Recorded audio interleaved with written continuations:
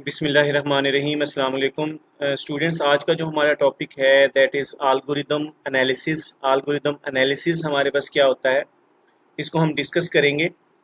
Very important topic है ये, इसको हम अच्छे से अंडरस्टैंड करते हैं। तो एल्गोरिदम एनालिसिस एक्चुअली होता क्या है, इसमें ये एक प्रोसेस होता है जिसमें हम डिटरमाइन करेंगे किसी भी एल्गोरिदम की एफिशिएंसी को। हम इसमें डिटरमाइन करते हैं कि एक एल्गोरिदम कितना एफिशिएंट है in terms of time and in terms of memory it takes to solve a problem. कि किसी भी प्रॉब्लम को सॉल्व करने के लिए एक algorithm in terms of time कि कितना कम टाइम लेगा और कितनी जो है ना मेमोरी स्पेस लेगा, कम से कम ऑप्टिमाइज मेमोरी और optimize time to to solve a specific problem. इस चीज़ के एनालिसिस को हम क्या बोलते हैं, एल्गोरिदम एनालिसिस बोलते हैं।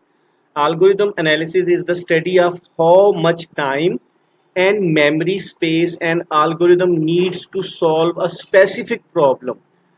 कब? As soon as, especially when the input size grows। जैसे जैसे input size बढ़ता जाएगा, एक algorithm है कितना टाइम लेगा, कितनी उसकी कोड की परफॉर्मेंस होगी, and how much it takes memory inside the RAM और space inside the hard disk. एक हार्ड डिस्क में या रैम के अंदर वो कितनी स्पेस लेता चला जाएगा, तो उसको हम क्या बोलते हैं, उसको हम एल्गोरिदम एनालिसिस बोलते हैं।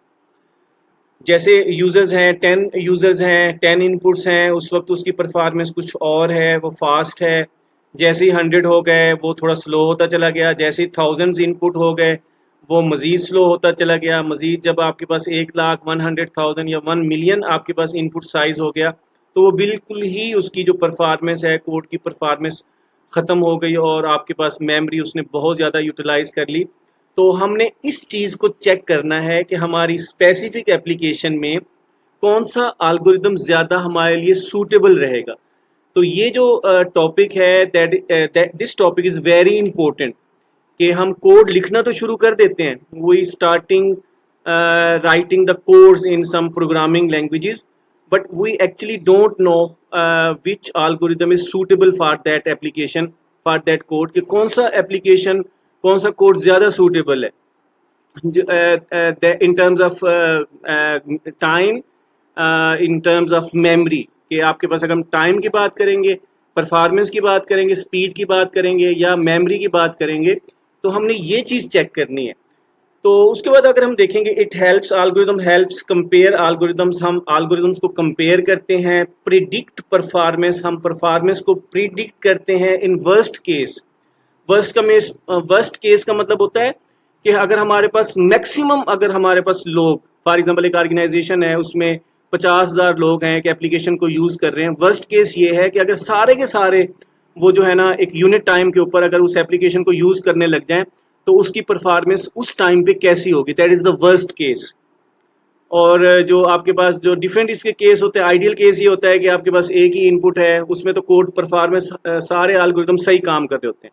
लेकिन जो एक्चुअल एल्गोरिदम की परफॉर्मेंस है पता ही तब चलता है जब इनपुट का साइज ग्रो करता है, जब इनपुट साइज इंक्रीज होता है यूज़र की तरफ से, तो वो कैसे परफॉर्म करेगा, कैसे वो एग्जीक्यूट करेगा डिफरेंट ऑपरेशंस को। तो उसका एनालिसिस हम करेंगे।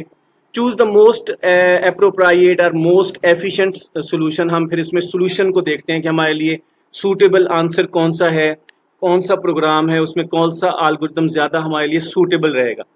डिफरेंट एप्लीकेशंस है, डिफरेंट प्रोग्राम्स है, उसके लिए डिफरेंट एल्गोरिदम्स होते हैं।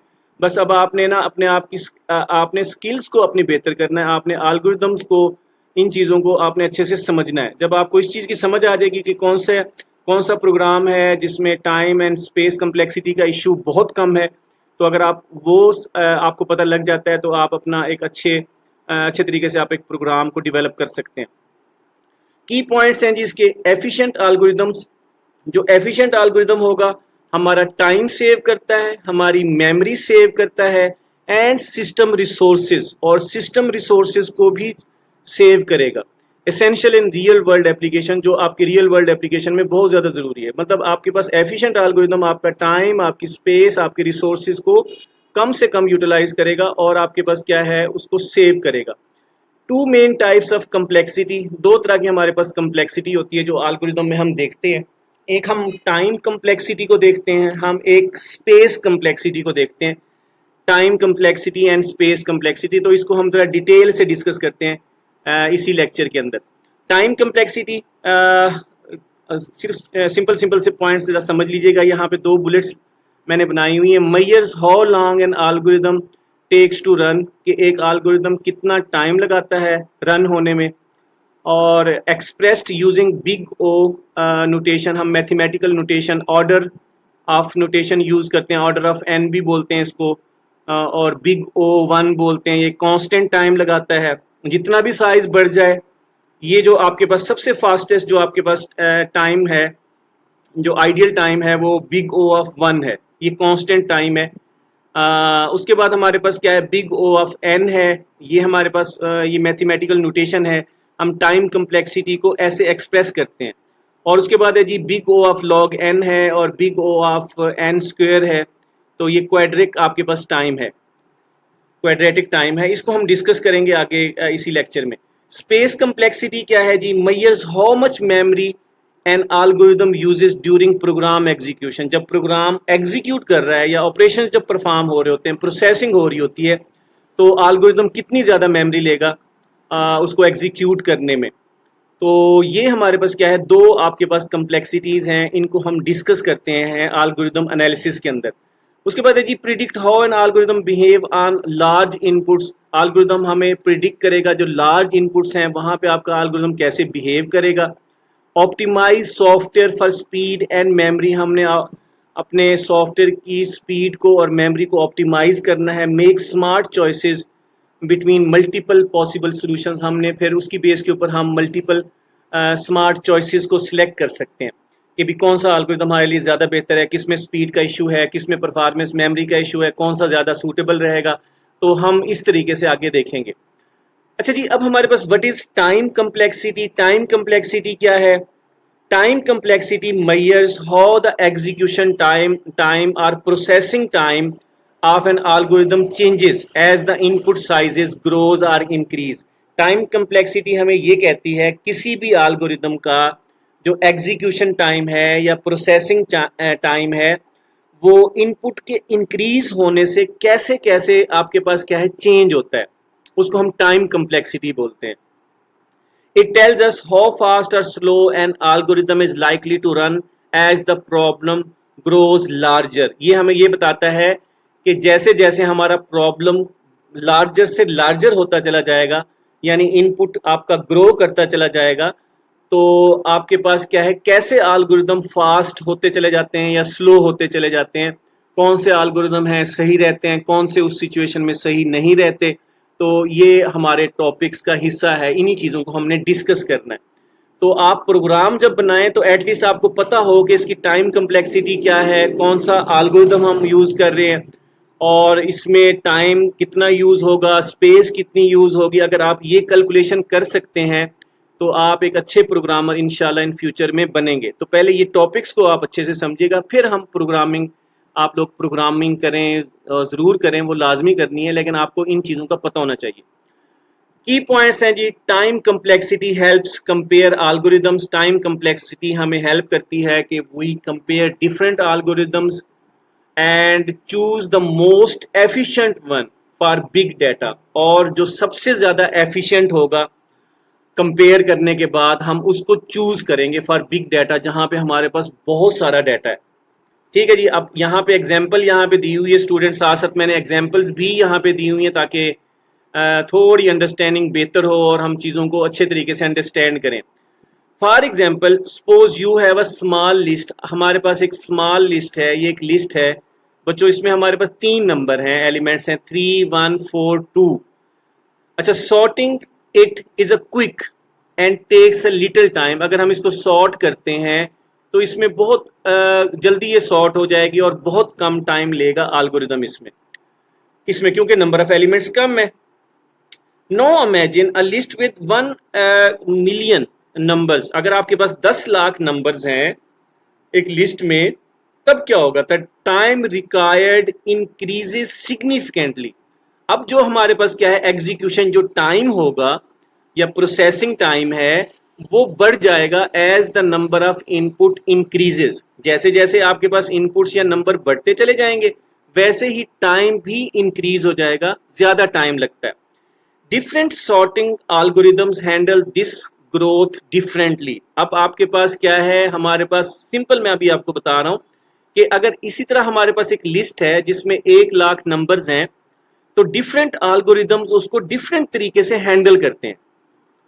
अच्छा जी, अब हमारे पास क्या है, बबल सॉर्ट है जी, जिसमें हमारे पास क्या है, हमारे पास बिग ओ ऑफ आपके पास एन स्क्वेयर है या क्वाड्रेटिक टाइम है, स्लो फॉर लार्ज इनपुट्स।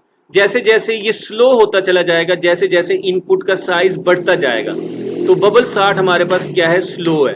अच्छा, आगे मर्ज सॉर्ट है, क्विक सॉर्ट है, जिसमें हम हमारे पास क्या है, big O of N log N करते हैं, मच फास्टर एंड स्केलेबल, और ये ज्यादा फास्ट है।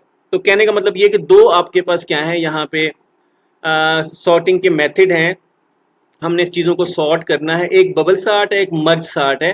वो कह रहे हैं जी जब ज़्यादा नंबर होंगे तो बबल सॉर्ट स्लो हो जाएगा, और जो मर्ज सॉर्ट है, क्योंकि मर्ज सॉर्ट में हम क्या करते हैं, हम बड़े नंबर्स को डिवाइड करते चले जाते हैं, divide and conquer rule use करते हैं, हाफ हाफ करते जाते हैं, फिर चीज़ों को सिलेक्ट करते जाते हैं, तो वो ज़्यादा फास्ट होता है और ज़्यादा स्केलेबल होता है, उसको जितना चाहें हम बढ़ा सकते हैं।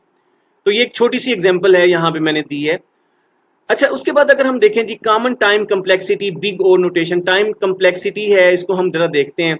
अच्छा, टाइम कम्प्लेक्सिटी हमारे पास क्या होती है, एक बिग ओ ऑफ 1 होती है, कांस्टेंट टाइम होता है, कांस्टेंट टाइम है। फॉर एग्जांपल, आप accessing an element in an अरे, आप किसी भी एक अरे से एक एलिमेंट को एक्सेस करेंगे उसके इंडेक्स की बेस के ऊपर, तो एक आपके पास कांस्टेंट टाइम है, और बेशक अरे का साइज कुछ भी हो, आपके पास 10,000 हमारे पास क्या है, एलिमेंट्स हैं। हाँ, सॉर्टिंग में बबल सॉर्ट स्लो हो जाएगा, एक्सेस की बात हो रही है। अब हम सॉर्ट नहीं कर रहे, किसी एलिमेंट को एक्सेस कर रहे हैं, तो एक्सेस करने के लिए जो आपके पास स्टूडेंट्स, जो एक्सेसिंग आपके पास क्या है, उसमें आपके पास कांस्टेंट टाइम होता है, आपके पास ये फास्ट होती है, जिसको हम रिप्रेजेंट करते हैं बिग ओ ऑफ 1, ये कांस्टेंट टाइम है। और आपके पास ये आइडल टाइम है, ये फास्टेस्ट आपके पास क्या है, सर्च है, आपको सर्च करके दे देगा, एक्सेस करके दे देगा। अच्छा, इसी तरह big O of log N है, ये आपके पास लोगरेथमेटिक आपके पास क्या है, टाइम है। और इसमें आपके पास बाइनरी सर्च होती है कि आपके पास एक नंबर है, एक इनपुट है, उसको एग्जैक्टली 2 से डिवाइड किया जाता है, फिर आपके पास उसको रिपीट किया जाता है, जो रिजल्ट आता है फिर वो 2 से डिवाइड होता है, फिर आपके पास 2 से डिवाइड होता है, सो ऑन। तो ये हमारे पास क्या है, ये बाइनरी सर्च में हम यूज़ करते हैं। अच्छा, लीनियर सर्च ये है कि आपके पास बिग ओ ऑफ एन से रिप्रेजेंट करते हैं, जैसे जैसे इनपुट का साइज बढ़ेगा वैसे वैसे आपके पास क्या है, ये टाइम भी बढ़ता है, और ये लीनियर टाइम पे होता है। और उसके बाद हमारे पास क्या है, सर्च थ्रू अ लिस्ट, हमारे पास क्या है, लीनियर सर्च करते हैं। अच्छा, क्वाड्रेटिक टाइम में हम बबल सॉर्ट यूज़ करते हैं, सिलेक्शन सॉर्ट यूज़ करते हैं। तो ये हमारे पास क्या है, हमारे पास डिफरेंट किस्म के हमारे पास क्या है, बिग ओ नोटेशंस हैं जो हम इस बुक में पढ़ेंगे। यहाँ बुक आपके सामने है, इसमें ज़रा देखिएगा, यहाँ पे ये सारे मेंशन है। और यहाँ पे आपके पास देखिएगा, एक आपके पास कांस्टेंट टाइम है, the run time does not change with the size of input, आपके पास जो जितना भी इनपुट का साइज है आपका टाइम फिक्स रहता है। लीनियर में आपके पास क्या है, जैसे जैसे आपका इनपुट साइज बढ़ेगा उसी प्रोपोर्शन के साथ आपका जो है ना ये टाइम बढ़ता चला जाता है, आपका टाइम कम्प्लेक्सिटी बढ़ती चली जाती है, उसी हिसाब से आपके पास उतना ज़्यादा टाइम लगेगा। अगर आपके पास 5 एलिमेंट्स हैं, 1 एलिमेंट्स कम टाइम लगाएंगे, 5 एलिमेंट्स 10 उससे ज़्यादा, और 10 एलिमेंट्स उससे ज़्यादा, सो ऑन। ये आपके पास क्या है, लीनियर आपके पास क्या है, टाइम है। और उसके बाद क्वाड्रेटिक आपके पास टाइम होता है, जिसमें आपके पास क्या है, जो इनपुट का साइज़ है उससे डबल आपके पास टाइम होता है, जो बढ़ता है। और लॉगरेथमिक आपके पास जो टाइम है, इसमें हमने क्या करना होता है, इनपुट साइज को डिवाइड करना होता है और बाय 2, और इसको रिपीट करना होता है। तो इसकी एग्जांपल्स आगे हम डिस्कस करते हैं इसी में। अच्छा जी, उसके बाद हमारे पास क्या है, time complexity predicts how much longer an algorithm will take as data grows. It is essential for building fast scalable system specially with large data sets. तो उसमें हम ये टाइम कम्प्लेक्सिटी को क्या करते हैं, यूज़ करते हैं। अच्छा जी, अगर हमारे पास क्या है, होपफुली कि आपको समझ आ गया होगा कि हमारे पास टाइम कम्प्लेक्सिटी क्या है। टाइम कम्प्लेक्सिटी हमें ये बताती है कि जैसे जैसे इनपुट का साइज़ बढ़ता है और जो हमारा एल्गोरिदम है कैसे एग्जीक्यूट करेगा और हमारे पास क्या है, उसको हैंडल करेगा, उसमें कितना टाइम लगेगा और उसमें हमने चीज़ों को चेक करना होता है कौन सा एल्गोरिदम हमारे लिए ज़्यादा बेहतर है। एल्गोरिदम एनालिसिस के अंदर टाइम कम्प्लेक्सिटी को मेजर किया जाता है और बेस्ट जो है ना, जिसमें कम से कम टाइम लगेगा और उसको हम क्या करते हैं, एफिशिएंटली उसको परफॉर्म करेगा जो एक्शंस और हमारे पास, उसको हम सिलेक्ट करते हैं उस एल्गोरिदम को। तो अच्छा, उसके बाद हमारे पास क्या है, आगे हम अगर देखते हैं बिग ओ नोटेशन एक्सप्लेन। अच्छा, बिग ओ नोटेशन है जी, हम इसको ज़रा देख लेते हैं। अब इसमें हमारे पास क्या है, big O notation is a mathematical way to describe the worst case time complexity of an algorithm. It shows how the run time of an algorithm grows. वो ये दिखाता है कि किसी भी एल्गोरिदम का जो रन टाइम है, एग्जीक्यूशन टाइम है या प्रोसेसिंग टाइम है, ग्रो करेगा as the input size increases. जैसे जैसे इनपुट का साइज इंक्रीज होगा उसका रन टाइम भी इंक्रीज होगा। तो ये बताता है। Big O helps compare the efficiency of algorithm specially for large input. इसकी एफिशिएंसी ऑफ एल्गोरिदम को मैयर करने के लिए हम बिग ओ नोटेशन को यूज़ करते हैं। अच्छा जी, उसके बाद इसकी कुछ और बेनिफिट्स हैं जी। Helps you write efficient code, save time and memory, critical for building scalable apps. Google है, गूगल सर्च है, यूट्यूब रिकमेंडेशन है, so on. So big O notation gives a clear standard way to compare algorithm. ये हम algorithm को compare करते हैं क्योंकि ये हमें बता रहा होता है कि जैसे जैसे टाइम बढ़ता है एल्गोरिदम का जो रन टाइम है या एग्जीक्यूशन टाइम है या प्रोसेसिंग टाइम है वो कैसे इंक्रीज हो रहा है। तो उस हिसाब से फिर हमने ना सिलेक्ट करना होता है कि कौन सा एल्गोरिदम ज़्यादा हमारे लिए, हमारी एप्लीकेशन के लिए ज़्यादा सूटेबल है। अच्छा जी, अब हमारे पास क्या है, draw growth curve on graph paper, plot curve for the following big O notation. ये छोटा सा टास्क है। वो कह रहा है जी, अगर आपके पास क्या है, जो आपके पास कांस्टेंट टाइम है उसमें इनपुट का साइज 1 है तो उसका टाइम क्या होगा, कम्प्लेक्सिटी क्या होगी। अगर इनपुट साइज 10 हो गया तो कांस्टेंट टाइम में उस पर क्या इफेक्ट पड़ेगा। अगर इनपुट साइज 100 है तब इस पर क्या इफेक्ट होगा। अगर इनपुट साइज यूज़र की तरफ से 1000 है तो आपके पास बिग ओ ऑफ 1 उसके ऊपर क्या इफेक्ट पड़ेगा। अच्छा, इसी तरह हमारे पास क्या है, ओ लॉग एन है, इसमें हमारे पास क्या होगा। और इसी तरह हमारे पास यहाँ पे ये लीनियर सर्च है। अगर आपके पास क्या है, अगर 1 है तो आपके पास कम टाइम लगेगा, 10 है तो नंबर टाइम ज़्यादा लगेगा।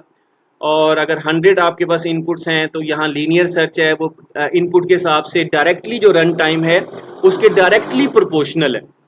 तो जितने ज़्यादा इनपुट होंगे उतना ही ज़्यादा आपके पास यहाँ पे टाइम होगा।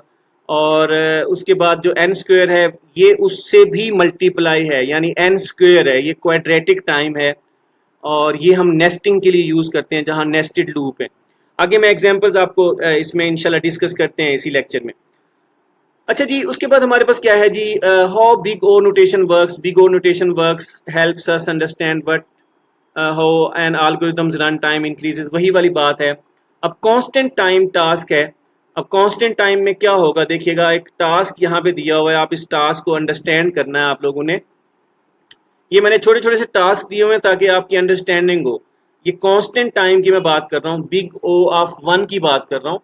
वो कह रही है write a program that instantly runs the first item from any list of name no matter the list size. कोई लिस्ट का साइज जो भी हो, आपने पहले एलिमेंट को क्या करना है, एक्सेस करना है। Change the input size and prove the time stage the same. अगर आप इनपुट साइज इंक्रीज भी कर देंगे तो आपके पास जो ये कांस्टेंट टाइम है उसका टाइम चेंज नहीं होगा। मतलब आपके पास क्या है, सबसे आइडियल टाइम, सबसे फास्टेस्ट टाइम आपके पास क्या है, बिग ओ ऑफ 1 है। उसमें इनपुट का साइज बढ़ भी जाएगा तो आपका टाइम, क्योंकि इसमें एक ही ऑपरेशन परफॉर्म होता है, एक दफ़ा प्रिंट स्टेटमेंट चलेगी और आपके पास क्या है, एक कांस्टेंट टाइम होता है जो इसमें लगता है इस एल्गोरिथम में। इसको साथ साथ हम कर लेते हैं, ज़रा बेहतर है। अब मैं एक सिंपल सी आपके पास क्या है एग्जांपल मैं यहाँ पे देता हूँ। और मैं यहाँ पे आपके पास क्या है, एक वैल्यू ले लेता हूँ एक्स में हमारे पास 5 है, और उसके बाद जो है मैं यहाँ पे करता हूँ जी हमारे पास मुख्तलिफ हम इसकी वैल्यूज पुट कर सकते हैं, और वाई में मैं क्या करता हूँ Y is equal to X plus हमारे पास क्या है 10 करता हूँ, और इसको मैं प्रिंट करूँगा। अब ये प्रोग्राम हम कई बार कर चुके हैं बच्चों, ये कई बार कर चुके हैं। अब हमारे पास क्या है, अब ज़रा देखिएगा यहाँ पे हमारे पास क्या है, आपके पास x की वैल्यू है। अब इसमें कांस्टेंट टाइम है, रन टाइम सिर्फ इसने एक दफ़ा ही चलना है। मैं इसको चलाता हूँ, आपके सामने रन करता हूँ, तो सिंपल हमारे पास जो आंसर है वो 15 आएगा। तो हमारे पास क्या है आंसर, हमारे पास क्या है 15 आएगा। अच्छा, अब मैं इनपुट का साइज़ मैं फॉर एग्जांपल कर देता हूँ 5000, और उस पर भी कोई इफेक्ट ही नहीं होगा। आपके पास एक कांस्टेंट टाइम है क्योंकि इसने सिर्फ प्रिंट में एक दफ़ा चलना है। तो ये हमारे पास किसकी एग्जांपल है, ये हमारे पास क्या है कांस्टेंट बिग ओ ऑफ 1 की एग्जांपल है। इसमें ये कांस्टेंट टाइम है। इसी तरह मैं एक स्टूडेंट की लिस्ट ले लेता हूँ, और स्टूडेंट लिस्ट में मैं कोई वैल्यू स्टोर कर रहा हूँ, या आपके सामने रैंडम मैं कोई भी वैल्यू स्टोर कर रहा हूँ। अच्छा, अब मैं फॉर एग्जांपल कोई भी एलिमेंट एक्सेस करूँगा। मैं करता हूँ जी प्रिंट, और मैं यहाँ पे स्टूडेंट करके मैं फॉर एग्जांपल 3 इंडेक्स के ऊपर जो वैल्यू है 55 उसको एक्सेस करता हूँ। वो इक्वल टाइम लेगी। और अगर मैं आपके पास क्या है 4 करता हूँ, यहाँ पे भी आपके पास कांस्टेंट टाइम है, तो यहाँ पे मैं 0 कर देता हूँ, यहाँ पे भी कांस्टेंट टाइम है। वो यही कह रहा है कि आप नंबर ऑफ़ इनपुट इंक्रीज़ करते जाएँ, हज़ारों में लिख दें लिस्ट में, 10 मिलियन मिलियंस में लिख दें, तो आपके पास कांस्टेंट, क्योंकि टाइम 1 है, कांस्टेंट है, इसके ऊपर कोई इफेक्ट नहीं होगा। तो ये हमारे पास क्या है, ये किसकी एग्जांपल है, this is an example of big O 1 constant time task है। इनपुट जितना भी बढ़ाते जाएंगे आपका टाइम फिक्स है, इसमें कांस्टेंट है। अच्छा जी, बिग ओ ऑफ एन क्या है, लीनियर टाइम टास्क है। इसमें हमारे पास टाइम जो है ना इनपुट के साइज के हिसाब से जो रन टाइम होगा वो इंक्रीज होगा, उसके डायरेक्टली प्रोपोर्शनल है। Given a list of students create a program to check if a student with specific ID exist in the list. तो अगर हमारे पास क्या है एक स्पेसिफिक आईडी है कि वो बच्चा उसमें एग्जिस्ट करता है या नहीं करता, तो अब ये जो है ना, अब इसका मतलब ये है कि हम अब क्या करेंगे इस प्रोग्राम में, ये लीनियर सर्च है, ये लीनियर आपके पास टाइम है। फॉर एग्जांपल अगर मैं यहाँ पे करता हूँ, अब मैं चेक करता हूँ जी फॉर, मैं बल्कि इफ़ करता हूँ, इफ़ हम ये चेक करते हैं जी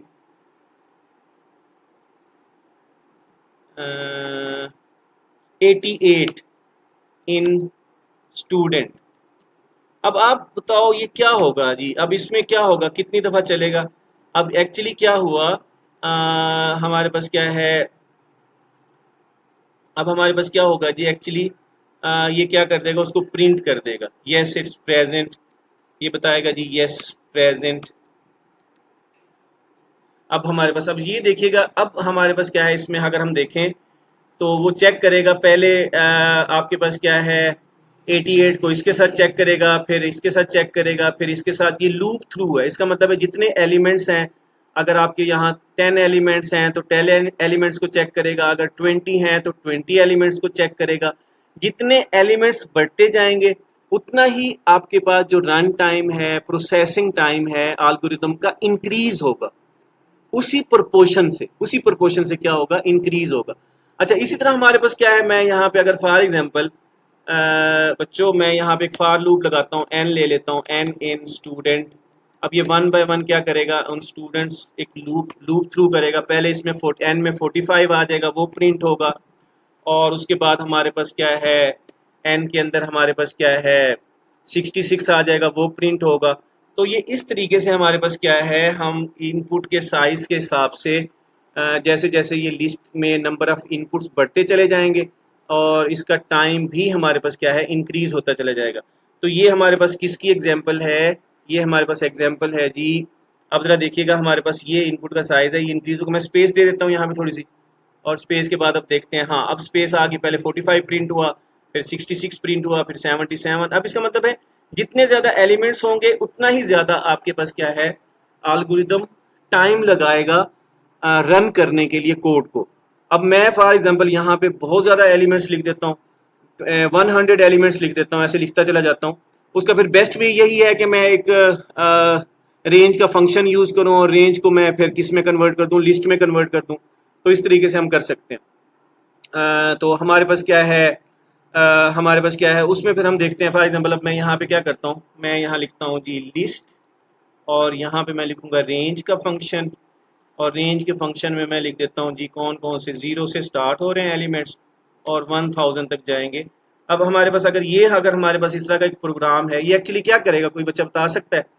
तो ये प्रोग्राम एक्चुअली हमारे पास क्या कर रहा है, सॉरी ये अब इसमें हमारे पास क्या है, ये इसको मैं डिलीट कर देता हूँ यहाँ से। अब हमारे पास क्या है, इसमें इसने लिस्ट को कन्वर्ट कर दिया। अब ज़रा देखिएगा, तो ये बहुत ज़्यादा एलिमेंट्स हैं। अब देखिएगा यहाँ से ये एलिमेंट्स हैं, ये आपके पास, इसका मतलब है 1000 दफ़ा हमारा टाइम इंक्रीज होगा, उस हिसाब से वो क्या करेगा, एग्जीक्यूट कर देगा। और अगर मैं यहाँ पे इसको ख़त्म कर दूँ तो ये ऊपर नीचे प्रिंट हो जाएगा। ये सब आप लोगों को पता होगा बच्चों। और यहाँ पे देखिएगा हमारे पास 99 तक ये प्रिंट होगा।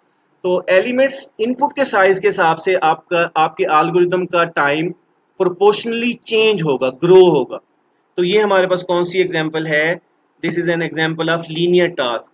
वो कह रहा है जी give a list of students, create a program to check if a students with specific ID exist. वो सब में चेक करेगा 10 एलिमेंट्स में, फिर 100 का करके देखो, फिर 1000 का करके देखो, सो ऑन। तो इसमें आपके पास क्या है, टाइम क्या हो जाएगा, चेंज हो जाएगा proportionally with the size of the input. तो ये एक एल्गोरिदम है, ये हमारे पास इसका हमने इसको चेक करना है। अच्छा, उसके बाद हमारे पास क्या है, क्वाड्रेटिक टाइम। हमारे पास क्या है, एक और हमारे पास एक नोटेशन है जी, जिसमें हमारे पास क्या है, क्वाड्रेटिक टाइम है। Simulate a situation where every student is paired with every other student in a class. अब हर स्टूडेंट को हर दूसरे स्टूडेंट के साथ कंपेयर करना है। और आप 5 स्टूडेंट के साथ करके देखो, 10 के साथ करके देखो, और 15 के साथ करके देखो। ये एक्चुअली हमारे पास नेस्टिंग की बात हो रही है। अब इसी प्रोग्राम को हम चलाते हैं जब हम नेस्टिंग यूज़ करते हैं बच्चों। अगर हम नेस्टिंग की बात करते हैं, यहाँ पे फॉर एग्जांपल हमारे पास, मैं यहाँ पे एक स्टूडेंट लेता हूँ। हमारे पास जो है फॉर आई इन रेंज, एक रेंज का फंक्शन मैं यूज़ कर रहा हूँ, और जिसमें मैं स्टूडेंट्स 1 से स्टार्ट हो रहे हैं जी, 5 स्टूडेंट्स हैं।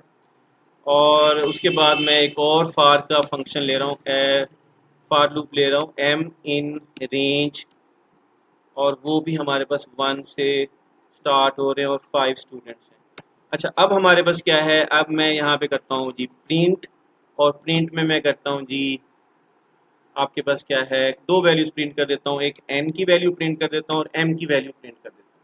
अच्छा, अब हमारे पास क्या है, ये क्या है जी, अब हमारे पास ये हमारे पास उसका एग्जीक्यूशन टाइम है, रन टाइम है। अब प्रिंट स्टेटमेंट कितनी दफ़ा चलेगी, पहले पहले केस में हमने देखा जो हमारे पास कांस्टेंट टाइम है उसमें सिर्फ प्रिंट एक दफ़ा चला है, ठीक है।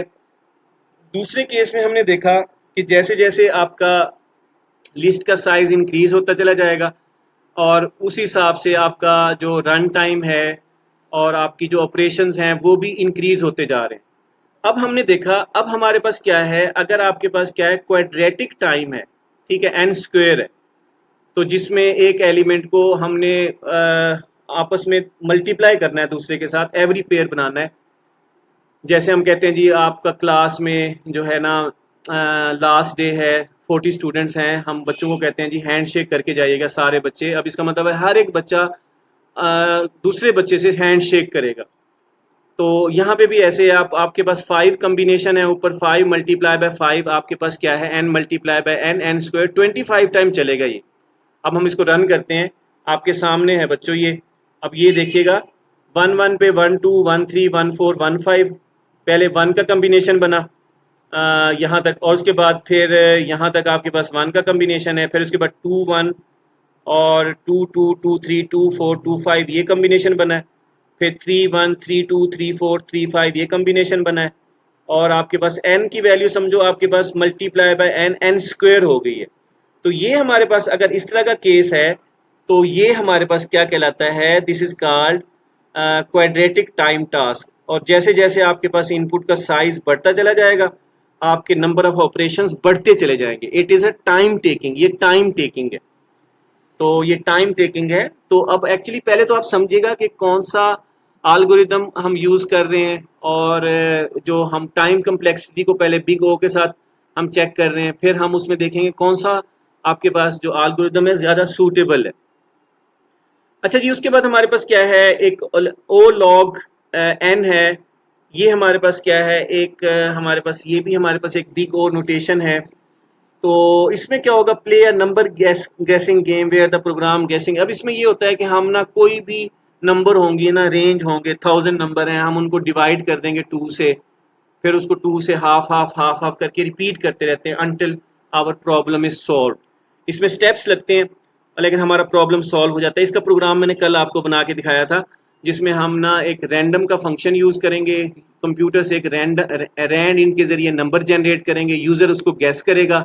अगर वो नंबर उस नंबर से जो जनरेटेड नंबर है उससे बड़ा है तो हम लिखेंगे टू हाई, अगर उससे छोटा है तो टू लो, अगर तो ना बड़ा है ना छोटा है तो हम कहेंगे जी दैट इज़ ओके। तो अब वो प्रोग्राम शायद यहाँ पे मौजूद हो, मैं आपको ज़रा दिखा देता हूँ। और यहाँ पे आपके पास प्रोग्राम था जी टू लो टू हाई, और बाइनरी सर्च है। ये हमारे पास क्या है, ये प्रोग्राम हमारे पास क्या था, शुरू में स्टार्ट में हमने किया हुआ था जब हमने ना शुरू में इसको देख रहे थे। यहाँ पे ये प्रोग्राम है, ये वाला, यस, ये एक रैंडम का फंक्शन है, और ये प्रोग्राम बहुत इजी है। और ये हमारे पास क्या है, big O of log N, ये उसकी एग्जांपल है। और इस प्रोग्राम को मैं आपके सामने रन करता हूँ यहाँ पे। और इसमें हमारे पास क्या है, एवरी टाइम जब भी लूप चलेगा आपका नंबर हाफ होता चला जाएगा, और ये फास्ट होता है और रिलायबल होता है as compared with linear search. और ये हमारे पास क्या है, इसमें बबल सॉर्टिंग और सिलेक्शन सॉर्टिंग से ये ज़्यादा फास्ट हम, और बिग डाटा के लिए सर्चिंग के लिए हम इसको यूज़ करते हैं। मैं इसको यहाँ पे पेश कर देता हूँ। इसमें इंडेंटेशन का मसला है, थोड़ा सा मैं इसको सेट कर लेता हूँ आपके सामने।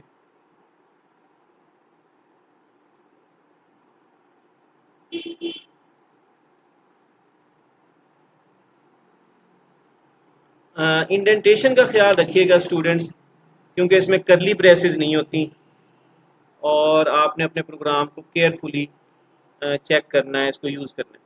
अच्छा, ये प्रोग्राम हमारे पास क्या है, ये रन हो गया है। अब हमारे पास क्या है, वो कह रहा है जी कोई कंप्यूटर है। ये प्रोग्राम मैंने आपको बड़ी डिटेल से बताया था, एक रैंडम का इंटरनल बिल्ट इन मॉड्यूल है। पाइथन लैंग्वेज के अंदर 216 मॉड्यूल है अपने। थर्ड पार्टी मॉड्यूल्स तो 450,000 प्लस हैं, वो तो बहुत ज़्यादा है। ये आप उसके अपने मॉड्यूल है। उसमें रैंडम के मॉड्यूल के अंदर एक रैंड इन का फंक्शन है। कंप्यूटर कोई भी नंबर जनरेट करके बैठा हुआ है, मतलब कंप्यूटर ने नंबर जनरेट यहाँ पे कर लिया और एन में स्टोर कर दिया। अब एक यूजर जो है ना, वाइल ट्रू का क्या मतलब है, ये आपके पास लूप चलता रहेगा जब तक कि सही नंबर यूजर इसमें इनपुट नहीं करता, गैस नहीं करता। अब वो गैस करेगा जी यूजर से, यूजर का इनपुट गैस में आएगा, वो गैस वैल्यू चेक करेगा कि वो जो जनरेटेड नंबर है कंप्यूटर की तरफ से उससे लेस है तो टू लो है, अगर उससे अबव है तो टू हाई है, अगर ना लेस है ना अबव है तो इसका मतलब है you are on the point, you got it. तो अब फॉर एग्जांपल मैं यहाँ पे 50 लिखता हूँ जी। अब 50 जैसे लिखूंगा मुझे आइडिया हो गया, अब इसका मतलब ये है टू लो, आपने जो नंबर लिखा है कम लिखा है। अब इसका मतलब ये है, यानी मैंने 100 नंबर्स को डिवाइड कर दिया है यहाँ पे 50, इसका मतलब है 50 नंबर्स मैंने 50 लिखा। अब इसका मतलब है टू लो, मतलब आपने कम लिखा है, इसका मतलब है नीचे 50 वाले तो नहीं हो सकते।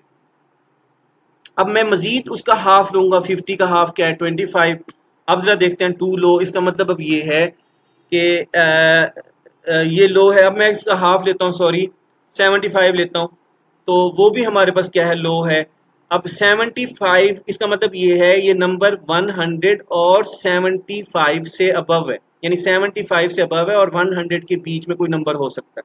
अब मजीद मैं इसका हाफ लेता हूँ, आपके पास क्या है, मैं आपके पास यहाँ लिखता हूँ जी इसमें 87 टू लो। अब आपके पास क्या 87 है, अब मैं यहाँ पे एक नंबर लिखता हूँ जी 90। अभी भी आपका टू लो है, कम मैं नंबर गेस किया हुआ है। 90 के बाद अब हमारे पास क्या है जी 95, टू हाई है। अब 90 और 95 के बीच में कोई नंबर है, 93 करके देखते हैं, टू लो। अब हमारे पास क्या है, 94 करके देखते हैं जी। यस, अब वो 94 ही बचा है।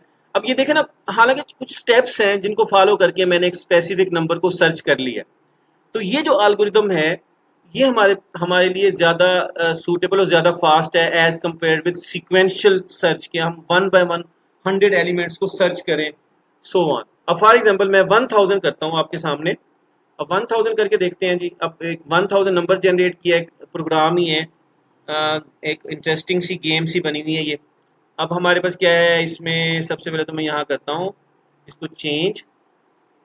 अब ये कंप्यूटर ने हमारे पास क्या किया जी, हमें नंबर जनरेट करके दे दिए। अब हमारे पास क्या है, अब मैं पहले पहले गेस करूँगा जी 500। इसको डिवाइड करूँगा 500। वो कहे जी टू हाई, आपने बड़ा नंबर बता दिया, बड़ा नंबर बता दिया। अब इसका मतलब ये है 500 का हाफ क्या है, मैं 250 बताता हूँ। अब मैं हाफ हाफ करता जाता हूँ, divided by two. To low, आपने अब कम बताया।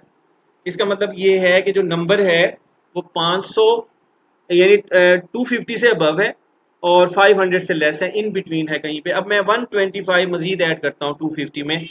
तो अगर मैं ऐड करता हूँ 375 करता है जी। टू हाई है, ये आपने हाई नंबर बता दिया।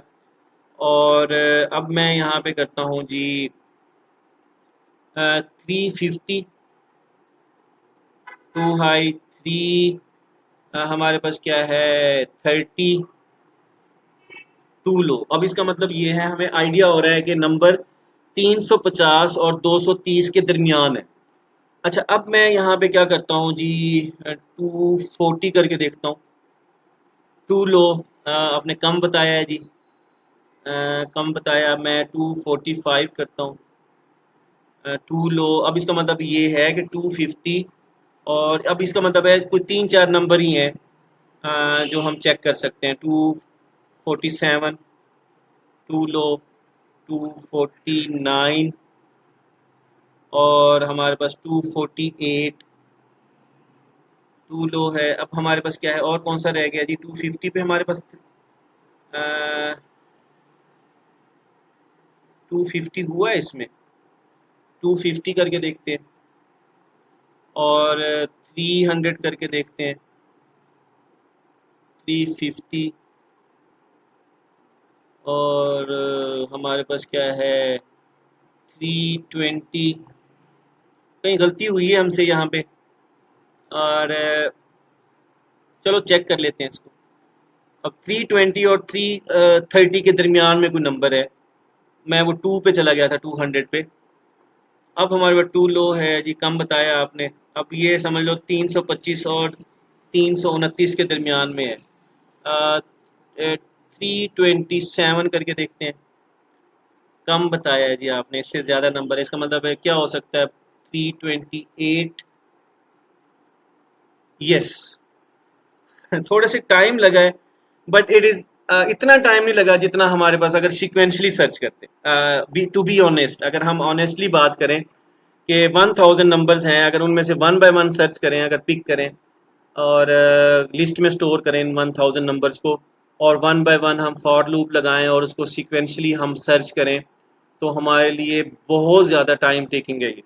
तो इससे ये होगा कि हमारे पास, अब ये हमारे पास क्या है, ये बाइनरी सर्च है। बाइनरी सर्च के थ्रू हम आसानी से इसको सर्च कर सकते हैं। तो ये भी हमारे पास क्या है, हम उसको नोटेशन में लगाते हैं। तो ये हमारे पास क्या है जी, ये हमारे पास नंबर मैंने आपको बताया। आगे हम उसको मूव करते हैं जी। और क्लास ये हमारे पास जो है,